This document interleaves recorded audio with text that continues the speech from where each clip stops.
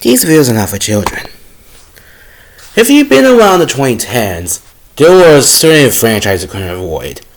1. Steven Universe. 2. The MCU. 3. Five Nights at Freddy's. 4. Star Wars Force of Evil. And number 5, the topic of today's video, Undertale. Undertale is both one of the most influential and infamous indie, I consider it a horror game, indie horror games in existence. Known for its beautiful art style, wonderful characters, and its absurdly god-awful fan base. Like, I even experienced some of this myself. Because yesterday, before I made this video, before this video went up, I made Undertale fan art and some people thought I was being a creep, which just really shows just his fan base having a bad reputation. Like, you deadass cannot be like me and say that you love this fan base without people judging you for it. Which, I don't blame people like that, but still, like, not every Undertale fan is a creep. But, despite the fan base giving normal people that like a bad reputation, I truly do love this game. Now, there are multiple passes to this game: the pacifist route, the neutral route, and the genocide route. I'm going to focus on the pacifist route for something I'll tell you at the end. But, first off, let's go to the story of Undertale. So, long time ago in the, I forgot what it was, but there used to be two species that lived on Earth, the humans and the monsters. Yes, that's literally their name, they're just called the monsters. But before we go to our main character, originally they broke out into a war. And after the war, the monsters were sealed into a underground prison known as the Underground. In the year 2011 X, the main character, you can give it a name, but the main character is genderless, you can give it a name like most RPGs, but the canonical name for this character is Frisk, and it's genderless, but most people refer to Frisk as a female, and I'm gonna call her a female for the sake of this video. So she goes to the mountains because of the legend that you go there, you never return. However, Frisk falls and trips, and she falls into the underground. How was the fall? So now she meets a little flower guy named Flowey. Remember him, he'll be important. He offers her a way to become all powerful by giving her love petals. But they drain her health to 1. Because Flower reveals that he's actually a supervillain, and down in the underground, according to him, is kill or be killed. And he's about to finish you off, how he gets saved by a woman named Torio, who, is a tutorial. So for this point onwards, it's pretty much an RPG game where you need to pick your own path. Like I said, the pacifist route, the neutral route, or the genocide route. But we'll stick to the pacifist route. The main hub area of the game is Snowland Town, which you'll see throughout the game. You can be pretty much any kind of colorful face here you want. I'm not going to do all the characters because that's going to take all fucking day. It is really multi-layer and multi-complex. However, I will shout out my favorites and the best ones. First of all, when talking about best characters, you cannot ignore the main characters and the mascots of the series. My goats, Sans and Papyrus. You find Sans when you get out of the first area of the forest, and these two are the standout characters in a game full of standout characters for a reason. It's cliche to say that they're your favorites, but I don't give a fuck. I love them. Their designs, their banter, I love it. Sans is a royal guard who doesn't take his job seriously. He's a usual kind of fat idiot kind of character. But we'll see later on that the bro is actually a fucking genius. So, since he's all powerful, he spends most of his time telling bad jokes and wink at the camera any chance he gets. His brother Papyrus, on the other hand, is taller, skinnier, and a bit common sense more, in regular situations. He wants to be a warrior guard and capture humans. However, he is, shit at it. He does introduce you to the main gameplay loop of the puzzles. Now, because Papyrus is an idiot, his puzzles are piss easy, but they get more difficult as the game goes on, especially depending on what path you take. These two pretty much serve as your travel buddies throughout the game, and they pretty much accompany you any kind of step of the way.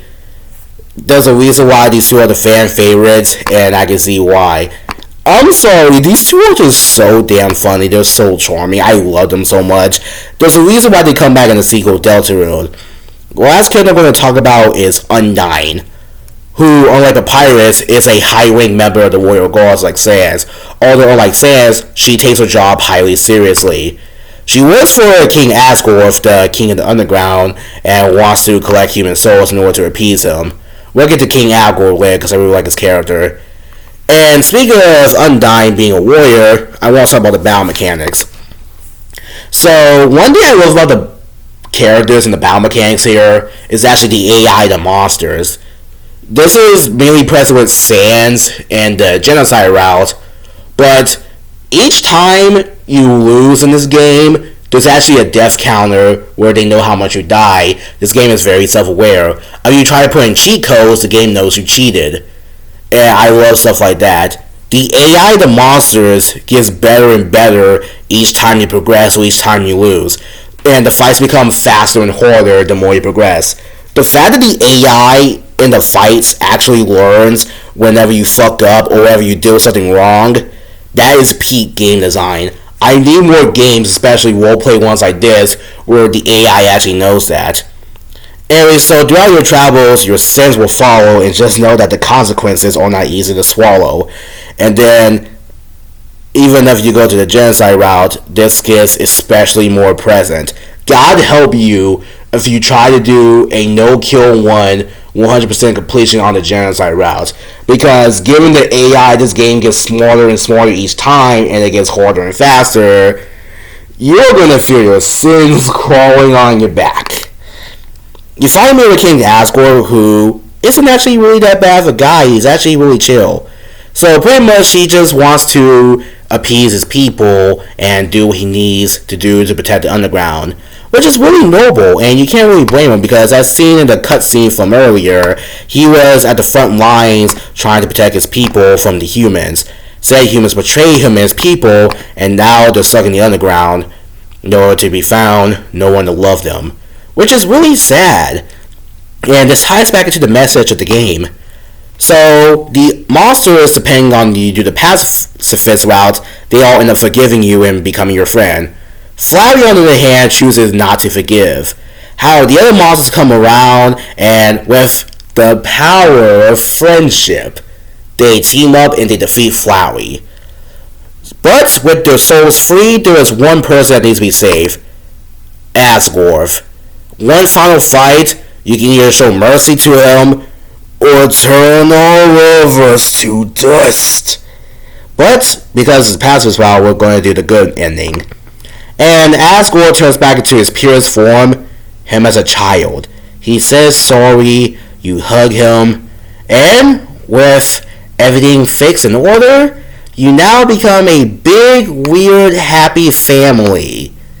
I mean, hey, we're all weirdos at the end of the day, so yeah, I guess it fits. Why not? Go ahead. To say that this game is influential is an understatement. I love this game to a T. Its comedy horror vibes, its roleplay vibes, the insane replayability, and the message of Undertale is so beautiful. Well, most people go with the genocide route because of the cool bosses and the fact that you get to feel dominant.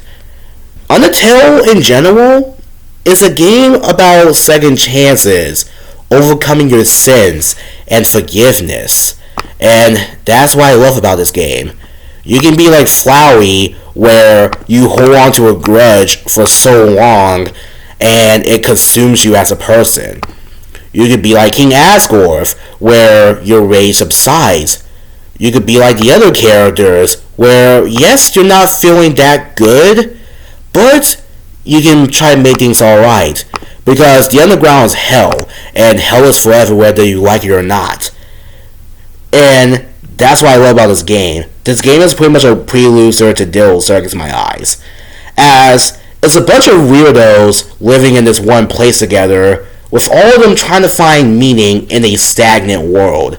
Just because they're in hell and their world is stagnant, that doesn't mean they need to freeze their lives forever. They can come around and they can make their own community and they can help each other.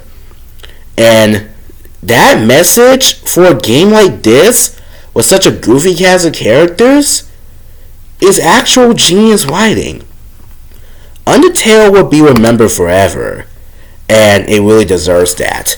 The fun gameplay, the memorable characters, the beautiful pixel art style, which took years of hard work to define, and the fact you could choose multiple routes, but in the end, the true thing to Undertale that made it work was the heart. And that is, quite frankly, an Undertale in and of itself.